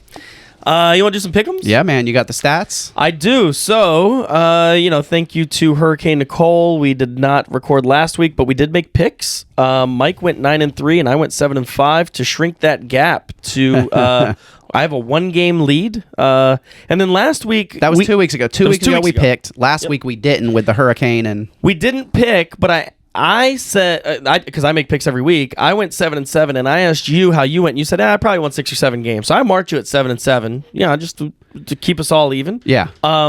So as of today, right this moment, as of today, right this moment, you had Tennessee and I had Green Bay, so we are actually tied. Yo. So we're both 86, 63, and 1 on the season. Can you believe that? That's I like my college picks better than my NFL picks. My NFL picks are not as good. So let's do a little rundown for the pick'ems this week. Let's do it. We already picked last night's game. The Titans and the Packers. The Titans won. They beat Green Bay 27-17. First up Sunday, one of 8 games. Good red zone day on Sunday. No, who needs red zone? Well, that's true. Yeah. You have 11 TVs in your living room. Don't need red zone. I got plenty of room for these 8 games. The very first one is the 8-1 Philadelphia Eagles coming off a loss against the 4-5-1 Indianapolis Colts. The game is in Indianapolis. Philadelphia is a 7-point favorite. The game will be on CBS. Who you got? My heart for you wants to say Colts, but my head's taking the Eagles. Yeah, I mean, the Eagles are going to win that game. Yeah. I mean, listen, I know it's all fun and dandy with Jeff Saturday there, and they won last week and all that, but, the Colts are going to get a little dose of reality on Sunday. If they can somehow pull out a win this week, we're having a different conversation next week. So. I said last night that if Green Bay beat Tennessee and if the Colts could beat Philly, the Colts will win the AFC South, which is a wild statement. But so far, half of that didn't happen. Right. So that's like a parlay thing. Now you just got to keep pace. So nah, it's not going to happen. Anyway, all right, we both have the Eagles. Yep. Game number 2, probably one of the worst games of the week. The Bears, Chicago Bears at 3-7, are heading to Atlanta to face the Falcons. The Falcons are 3-point favorites. Game's on Fox. I think I'm just going to go Bears. I mean, I like Justin Fields. I think that he may be the difference maker there. That's it. That's one different we're going to have. I'm going Atlanta. They're playing in the ATL. I think Atlanta is better than the 4-6 record. We got one different there. We got one different. All right, next up, in the beautiful city of Detroit, we have the Cleveland Browns at 3-6 against the Buffalo Bills at 6-3. Buffalo is an 8-point favorite. Yeah, Buffalo. Yeah, Big. Buffalo's got to win that game. Buffalo probably big. I mean, Yeah, I mean 8 points is a lot in the NFL. Again, they're both playing on the road, so just I don't know how that's going to work in Detroit. Who really benefits from that? But Buffalo's just a better team. Yeah. So I'll go Buffalo. Yeah, Buffalo. Fun game, one that I'll definitely have my eyes on. The New Jersey Jets at 6-3, heading to Foxborough to play the New England Patriots at 5-4. New England 3.5-point favorites. I got the Patriots at home. I'm gonna take the Jets. I'm like gonna take the Jets. Again, another game that we have different. I don't think the Jets are that good, but I really like them. Second place in the division right now. I really like them. I want them to be good. I'm taking New England just because they're at home. I'm manifesting a victory for the New Jersey Jets. I always like when the Patriots lose, so no problems there. All right. Runner-up for the worst game of the week, the LA defending Super Bowl champion Rams at 3-6 are heading to New Orleans to face the New Orleans Saints at 3-7. The Saints are 3-point favorites against the defending champions. I'm taking the Saints. I got you a question. I got to go Rams. I just can't imagine that this team that just won the Super Bowl is this bad. They can't, and the Saints aren't good. So you have New Orleans? I'm taking the Saints. Man, we are gonna. I'm not big on got a lot of changes. I'm not here. big on Andy Dalton, but whatever. So the Detroit Lions, who have a home game, are playing on the road against the New Jersey Giants. The Lions are 3-6. The Giants are 7-2. The Giants only a 3-point favorite, Mike. Yeah, it's weird. I don't know why. I like Vegas the Giants. trap. I like them, by at least a touchdown. Vegas trap. So I assume you're taking. I'm taking the Giants. Ooh. It's a Vegas trap. I wouldn't bet it. You're gonna make Vicky happy. Yeah, well, I mean, the Giants should win this game by 2 touchdowns. They should. Yep. So we'll see what happens. Again, home favorites by 3 points against a team that's 3-6. I don't get it. All right, the Charlotte, North Carolina Panthers at 3-7, heading to Baltimore to face the Ravens at 6-3. The Ravens with the biggest spread of the week, 13-point favorite. Holy cow! It's a lot of points to eat, Mike. I'm taking the Ravens. Are you betting that at all, though? I am not touching that with a 10-foot pole. I'm picking Baltimore straight up. But 13 points in the NFL, that might as well be 300 points. That's big. That is a huge spread. Okay, we've got the Washington Commanders at 5-5 against the 7-1 Houston Texans. Washington is the road favorite at 3 points. Yeah, I got Washington. I liked what I think their defense is pretty good. I liked what I seen against Philly. I think it's Heineken starting, right? Yep. And they just came off a victory against the undefeated Philadelphia Eagles, and they're facing the worst team I've ever seen in my life, and they're only 3-point road favorites. Well, I don't think that. I don't know. I don't know that they're that good, but I think they may ride some momentum. Washington. Yeah, Washington's winning this game. Yep. My question is the line there. 3 points seems a little off. All right, so we both have Washington. All right, up next, the Las Vegas Raiders, 2-7, heading to Denver to face the Broncos, who are 3-6. Denver 2.5-point favorites. One of 3 games at 4:00. This is a boring game, dude. I won't even have this on. The freaking Raiders. They have so much talent. They lost to a team last week who had a head coach that had never done it before. I mean, think about how bad you got to be. Who are you taking? Why do you want me to go first? I'm taking the Raiders. Oh, I'm taking Denver. All right. So we got another different. Yeah. I don't know why I'm taking the Raiders.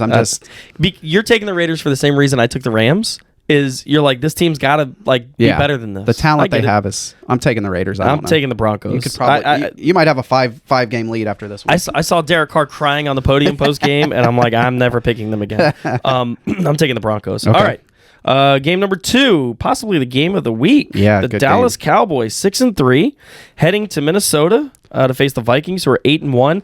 Dallas, a 1.5-point road favorite. That's crazy to me. That is crazy. I'm taking Vikings. All right, I'm taking the Vikings as well. I don't know why Dallas is favored in this game. I don't think they're that good. I think Minnesota, again, is one of the 2 best teams in the NFC. If Dallas pulls this off, hey, fine, I'm a believer, but I'm not right now. Same. Vikings. All right, so we both have mini. The last 4:00 game, Cincinnati at 5-4, facing the Pittsburgh Steelers at 3-6. Cincinnati is a 4-point road favorite. Who you got? I think on paper this should be Bengals big, right? Yeah, I mean, I'm taking Cincinnati. Bengals. Yeah. So. All right, we both have Cincinnati there. Pittsburgh's just not good, and Cincinnati, I think, is getting better. All right, the Sunday night game should be okay. Yeah. Kansas City Chiefs 7-2, heading to beautiful Los Angeles to face the Chargers at 5-4. Kansas City 5-point road favorite. I'm taking Kansas City every week till further notice. Yeah, I think I'm pulling a Bills with them. Yeah. I'm just picking Kansas. Just mark me for Kansas City every week. I do like the Chargers a little bit. I think Justin Herbert will make some noise this week, but not enough. I think that Chiefs outscore them. I just think the Chiefs can score so fast that they're going to win the game. It's amazing to me what they're doing without Tyreek Hill. Yeah. Well, it goes to show you how strong that team has been. Yep. And Hill is showing that how good he is. Yeah. So it's wild. Anyhow, and then we have Monday night. The 49ers 5-4 heading to Phoenix to face the Cardinals at 4-6. San Francisco's an 8-point road favorite on Monday night. That's huge. That's a big line to be on the road on a Monday night. I'm taking the 49ers. I'm a huge fan. So I'm going to take the 49ers as well, but I am going to bet Arizona there you go. And take 8 points. That is 100% going to happen. Probably a good move. So, but I'm taking San Francisco to win the game. All right, so that's it for our pick'ems. Again, we are even. We're not going to be even next week. We are not. I don't think. That's it. Next up, we're going to talk a little NBA. Let's do it. Here we go. Double Dribble. All right, welcome to Double Dribble. This is our NBA talk. I'm going to be honest with you, Mike. I don't really do much with the NBA in the regular season, and here's why. When they expanded the playoffs and not everybody makes the playoffs, I've realized an 82-game regular season is just irrelevant, and you know who else is doing this to me? Major League Baseball. Yeah, I mean, I'm not going to watch as many regular season games as I used to, and I've done that with the NBA. However, that being said, we are both professionals. Yes. We both watch SportsCenter. We both kind of keep an eye on things. And one thing I do know is that the Celtics have won 8 in a row. Yeah, man. 12-3. They're looking good. Yeah, so I think that they are unequivocally the best team in the East. Are they the best team in the whole NBA, do you think? Is Phoenix... I think right now I would say it has to be Boston. I would still put maybe Milwaukee up there too. Okay. They're right behind them at 11-3. Well, again, Boston just, rattling off 8 in a row. You start the season off 4-3, you're like, oh, maybe these guys aren't as good, as we thought. But then they're not 9-1 in the last 10. Milwaukee's 7-3 in their last 10. I don't know, man. I think Boston's probably the best team in the East. Yeah, I say right now they are. I'll call now that Milwaukee will overtake them at some point. But yeah, I mean they're solid right now. I got no complaints from that. Miami's 7-8, and they're the last team in the playoffs right now because 10 of the 15 teams make the playoffs. Yeah, like 20 teams make the playoffs. It's ridiculous. Yeah, so, 20 out of 32 teams or whatever. All right. The other question I have is there something wrong with Golden State? They are 0-8 on the road this year. They are not in the playoff hunt. 15 games into the season, they're 6-9. Again, you play them at home, you don't want to play them. They're 6-1. Let's play them on the road. They're still in the playoff hunt because so many teams make the playoffs. Yeah. They're one game back. But yeah, I think they'll right the ship on that. I think they've when Draymond Green slapped the crap out of his teammate right before the season started, I think there's just some friction there that they'll get past. They'll end up being a top 5 team in the West, I think. All right, and my big question, and this is just super perplexing to me. The average team in the NBA scores 115 points a game. No defense What issue. in the hell happened to defense? Did everybody just become a 3-point shooter? I think maybe a combination. Yeah, I think it's just really poor defense. Yeah, it's just... I've noticed a lot of teams, man, they just bring the ball up and they're not killing the shot clock like they used to. Right. Although I did read something that was interesting, and I think it was the Celtics that started implementing this. I could be wrong about that. I think it was the Celtics, though. They found a niche. They found a little hole in the NBA rules that they're using to their advantage. And check this out. When a bucket's scored, the clock keeps running when there's more than, I think, 2 minutes left in the half or in the quarter, I guess. It's got to be the half of the game. Yeah. All right. So I'm playing you. I score a bucket with 4 minutes left. Clock runs. Yeah. Okay. When they go to inbound the ball, the shot clock doesn't start until the receiving player touches the ball, right? So 24-second shot clock. Yep. So what teams have started doing, and I think it was the Celtics that started this, is they will literally start rolling the ball from from out of bounds, and they will wait till the very last millisecond to pick it up before another defender is going to come and pick it up. And it's burning time off the clock. 5 seconds, 10 seconds, 15 seconds. And you do that in and out. You're up 15 points or 12 points or something, and you don't want another team to go on a run. Yep. You can waste 2 or 3 or 4 complete minutes in a 48-minute game.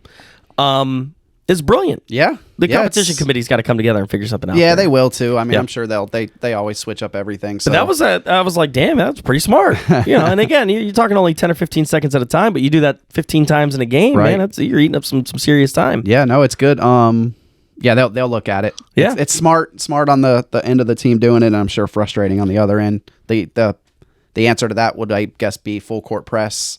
Yeah. Well, the other thing is they're doing that, and still the Celtics are scoring 120 points a game. So it's like you're killing time and still scoring 120 points. Amazing. I don't get it. But I don't get it either. But yeah, so again, NBA talk's going to be pretty short, especially this time of the year. And when we get close to the playoffs, trade deadline, things like that, we'll have more to talk about. I do want to stay up on, your Magic.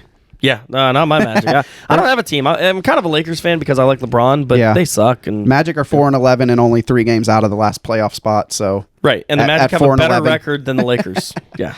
So, and just another thing, I'm going to sing Ja Morant's praises all year. If you get a chance to watch a basketball game, watch the Memphis Grizzlies. He's fun. And Ja Morant. He's fun. That dude he's cocky and he's fun. He was fun in college. He doesn't go over the line to be disrespectful, man, but it's just so much fun to watch him. They're dancing.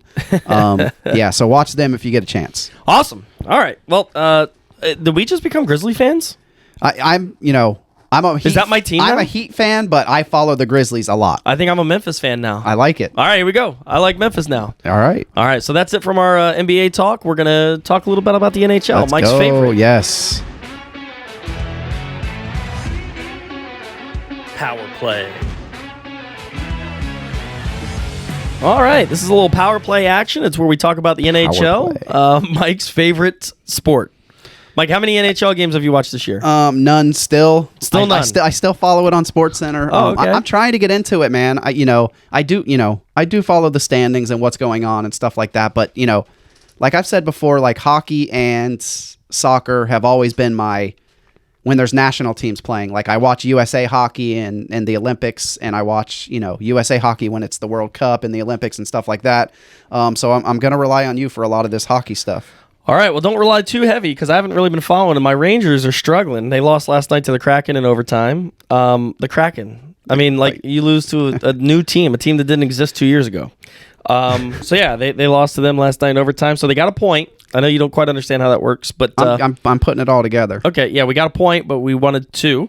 And yeah, I think it's pretty obvious right now that Boston and the Golden Knights are the 2 best teams in the league. Yeah, they're looking good. Yeah, the Devils too. Devils are looking really good. 14-3. Yep. So again, we don't really look at wins and losses. We look at points. So yeah, that's still that's a first new in thing points. for you. They got 5 more points. First in the Metropolitan Division, which is where the Rangers are. But yeah, Boston has 30, so they're in first in the Eastern Conference in the Atlantic Division.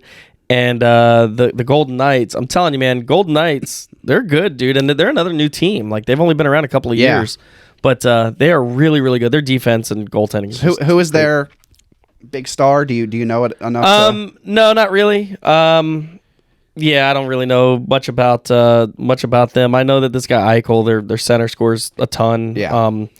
But I don't even know his first name. I just know his last name's Eichel because it's like Eiffel Tower. That's how I remember that. But yeah, and I can't remember who their goaltender is. Jack Eichel. They have a really good. They have a really good goaltender too. I can't remember who it is off the top of my head. It's here. I'm gonna look it up. Let's look it up. We got time. I think it's Aiden Hill. I think Hill is the guy that's their top-notch guy. Either him or Logan Thompson. But yeah, and then the Bruins, really good. They have a plus 30 goal differential right now. But man, there is an interesting saga going on. We're gonna spill the tea here. Have you heard about the Bruins signing this kid and then letting him go? Nope. So there's this kid, Mitchell Miller. Oh yes. I actually have heard this. All right, so he got drafted in 2020. I forget who drafted him. The Coyotes, I think. Yeah. Somebody. I don't have it all written down in front of me, but they draft him, and then it comes out that like 4 years before he was bullying. I think it was an African American mentally challenged kid in school, and like was saying incredibly derogatory things and just was despicable. Were you able to hear some of the stuff? I don't know. I read about it. I didn't see the exact transcripts or anything. And after the draft, they find this out, and the kid apologizes. Mitchell Miller apologizes. He was a kid when this happened? He was a kid. He was in high school. Okay, he comes out, he apologizes, and the family comes out and says he's not serious about this apology. Like, he's recently said this stuff, and Phoenix drops him, or whoever it was drops him. Yeah. And he hasn't played in the NHL, and he basically lost his rights or whatever with Phoenix, and then Boston out of the blue signs this. Again, the best team in the NHL right now, one of the best teams, signs him, and there's just this outlash. Like, how can you let this guy play in the league? Yeah. And then Boston just dropped him. And it's a serious question. So did Boston drop him because of all the outcry that because of the outcry? Was he not playing good? So no, he wasn't playing at all. So he actually technically is in the minor leagues for them, and he's still really on their roster. They're just not playing him. And here's my question, and this is more of a politically correct, not a sports question, but if you're 14 or 15 and you say despicable things, and then you come out at 18, 19, 20, and you apologize for those things. Now, again, I don't know the ins and outs if this guy has said something recently. I don't know, but like, how long does that live with you? Again, if he's said something or he's done something in the last 6 months, last year, last 2 years, whatever, hey, I get it. But if the argument is he was a kid, he was 14 or 15, and he said and did these things that were horrible. Yeah. And now he's 18, 19, 20. Does that live with this kid forever? Boy. It is quite the conundrum, isn't it? I have no idea what to say about that. It's a cultural conundrum. I mean, I don't know. I mean, again, I don't know if there's a right answer. I'm sure, and I'm 42 now, so I can't remember, but I'm sure that I did some stupid stuff when I was 14 that would. And I'm not sticking up for this kid. I don't know. I don't even know the situation. This is I've heard his name just on SportsCenter and stuff, but this is the first I'm hearing about what he did, and I don't know how long. Yeah, I'm not saying the Bruins are right or wrong or indifferent. My guess is they're doing the right thing. If there's public outcry and this kid shouldn't be playing, then yeah, he probably shouldn't be playing. But I think it's a legitimate question that we all need to ask ourselves. If all factors are unchanged and he did these when he was 14, 15, whatever, and now he's 20 or 21, and he hasn't done anything negative in the last 7 years, if that's true, is this right? I mean, just in general, at 14, I think it's hard to. I mean, especially boys are super immature at 14, right? Yeah, I've got a 14-year-old. Trust me, I know. Jake is 13 and does some of the stupidest stuff that I've ever. And I'm like, what are you doing? and then I think back to when I was 13, and I absolutely did that stuff, like the same exact stuff, and it's. I never obviously did anything like this, but I don't know how long. Does that have to ruin his whole life? I guess. I don't know. I guess every case is going to be different. I would have to research this one more. Yeah. And I didn't mean to throw you on the spot, Mike. No, that's okay. It's something I've been thinking about a lot. And again, I'm not giving an answer because I don't know what the right answer is. I don't know what the answer is. I think it would be a case-by-case basis. Yeah. And what has happened since then? And how do you know if somebody's apology is sincere? Yeah. Right? How do you know if he was trying, like, dang, man, I was 14. I shouldn't have been doing that. I'd say a lot of things that make millions of dollars that I might not be sincere about. Yeah. You know what I mean? So I think it's going to be in every every case is going to be different, and I also think that how we react to it is going to be different. Yeah. No. Anyway, I just wanted to pose the question and see again what listeners think. Again, I think it's thought provoking, and it's something that I think that should be talked about. But anyway, so I have one more NHL question. Okay. So I've not followed it a lot, but just following like the stats and stuff now because we do this, and I was just following it on the Golden Knights because we were talking about them. Goaltenders actually get the win and loss for the teams, right? Yep. So, is there an award at the end of the year where the best the goaltender like with the most wins or whatever? Yeah, I forget which one it is. I forget. There's all of the NHL postseason awards are named after a player. Right. So like you have the Stanley Cup, you have the Vezina Trophy, you have the Hart Trophy. I want to say the Hart is MVP and Vezina is the goaltending trophy or something like that. But yeah, there is an award, like a Cy Young award. Right. So do all teams have multiple goalies that play all the time? Because usually you have your guy, right, and then you got to give him a rest every few games because they play 4 nights a week, probably. No, they play 2 or 3 usually. Okay. Sometimes they play back to back. It's a lot like the NBA schedule. Okay. So because just going off Golden Knights because we were talking about, so I started looking at their stats. I don't know if it's Logan Thompson. Yeah, Logan Thompson. He's 9-3, and the Hill dude is 5-1. So Right. they obviously like so him they enough to tag get team him. them a lot more than most teams do. It looks like Thompson gets 2 games to Hill's like 1, 2-1. But yeah, so both for seem pretty instance, if you're good. playing a back-to-back on the second night, you're probably going to play your backup guy. Right. But yeah, it's a lot like baseball, but instead of a 5-man rotation, it's really like a two-game So tell me two-man this. rotation. So 925, just going off that number, that seems like that would be, to me, if I'm just guessing, because I not watched a lot of hockey, 925 seems like a pretty elite save percentage. Yeah, it's good. Yeah, It's okay. good. I mean, yeah, so you're stopping more than 9 out of 10 shots. Yeah. That's pretty good. Yeah. Okay. That's it. I'm still learning. We're gonna grow in hockey as we go right. along here. Again, we're professionals. We'll figure it out. Yep, we will. Cool. All right, up next, we're about to wrap this thing up. We're going to do a little fact or cap. Let's do it. Fact or cap. All right, this is one of our favorite segments, and it is the last one. We don't call it true or false. We act like we're kids. We call it fact or cap. I've got a couple questions for Mike. He's got a couple questions for me. We say if they're true or not, Yep. and we move on. That's so, it. Mike, I've got one for you. I'm ready. We talked about it a little bit. The Miami Dolphins win the AFC East. Fact or cap? I'm gonna say cap right now. Okay. I still think the Bills get it, but I think that the Dolphins are going to be close. I think I've teased my answer to that. I say cap. I think the Bills are going to win the AFC East, but the Dolphins are for real. They're good. Yeah, yes, for sure. They're going to be right behind them. So, mine to you was last night the final straw for Green Bay. They still have a playoff shot. They're 4-7. They're 4-7. They're not going to win the division. They're 4 games behind Minnesota. Okay, and then what are there? There were 2. No, how many wild card spots are there in the NFL? 3. Yes, Because one team gets a bye. Yeah, it's 6 teams make it, right? So how do? Oh yeah, because 2 teams get a bye. So 6 Yes. teams make it. So there's 2 wild cards. Yes. So the Giants are going to be one of those, and then So let me tell you this. I don't see. The teams, I don't see a way. between so New York and Dallas right now are the 2 wild card teams, right? And then San Francisco, Washington, Atlanta, and Arizona are in their way. So that's a lot of teams that have to jump. Yeah, no, I think they're done, dude. Yeah, I say fact they're done. Done. So was last night the final straw for Green Bay? I'll say fact. Yeah, fact that it's over. Okay. It's over. It's over for Green Bay. Sorry, Packers fans. Yep. All right. For you, Let's do it. University of Miami Yes. will be bowl eligible by the end of the season.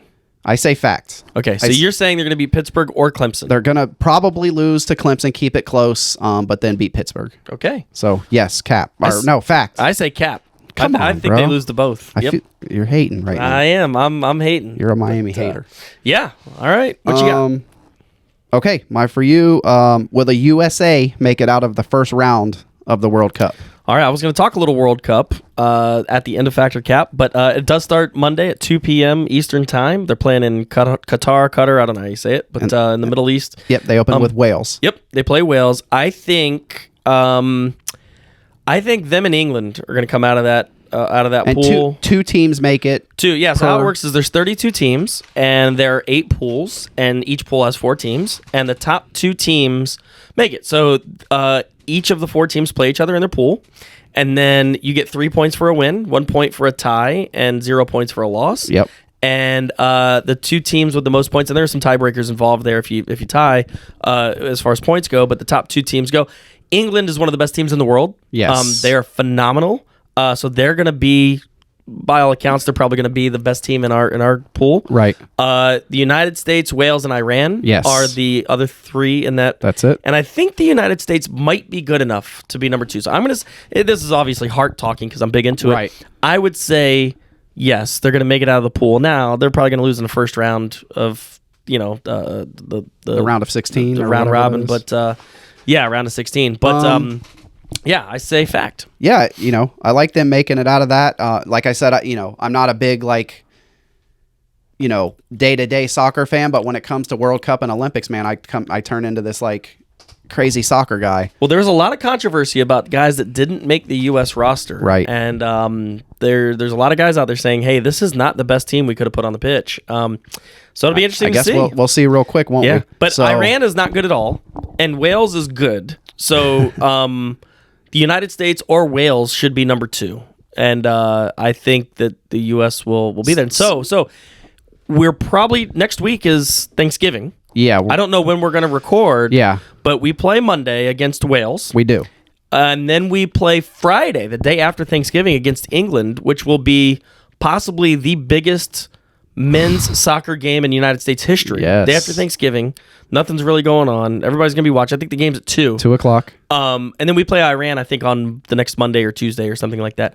But that Friday game, again, if we don't record a podcast before then, I'm telling you right now, man, I'm going to be geared up. I'm going to be wearing flags. This is going to be wild. I'll tell you what, day after, you invite me over all the time. I'm coming over for the World Cup game if the and then invitation's are you staying there. for the Florida State game? They're playing Florida at 7. It's going to be a great I'm definitely sports day. coming over for the Wales All game. right. We'll have to see what happens. Wales is Monday. I mean, the England game. Oh, yeah, England. That's All right, what I meant. cool. Day after. All right, I'm let's do it. RSVPing. All right. So actually, the World Cup actually kicks off Sunday. Yep. Yeah, because Qatar is playing. Qatar. I'd say Qatar. Qatar. Who puts an A after a Q and not a U? It doesn't make any sense to me. All right, Qatar at 11 a.m. against Ecuador. Yep. I think. I think Qatar is in it because they're the host country. I don't think they actually have a good team. Right. Is my guess. Is that a thing with the World Cup? I honestly do not know. I think if you're the host in. country, I think you're in. I think that's kind of how that works. And then the other 31 teams are awesome. Have to qualify. Awesome. But yeah, so that's it. I love it. All right, so that's a good where we're show, at. man. All right, so man, to recap, thank you to Matt Parris and Mickey Groody for coming on. Good luck, fellas. We talked a lot about Major League Baseball postseason awards, NFL, college football, NBA, NHL, and World Cup starting this Monday. 2 o'clock. Excited. All right, you ready, Mike? We done? I think we're done, man. Obviously you said it, but thanks Mickey and Matt for hopefully they win and we can get them back on next week. Matt's already texted me how much fun it was. So awesome. Love it. All right. Go USA. Go USA.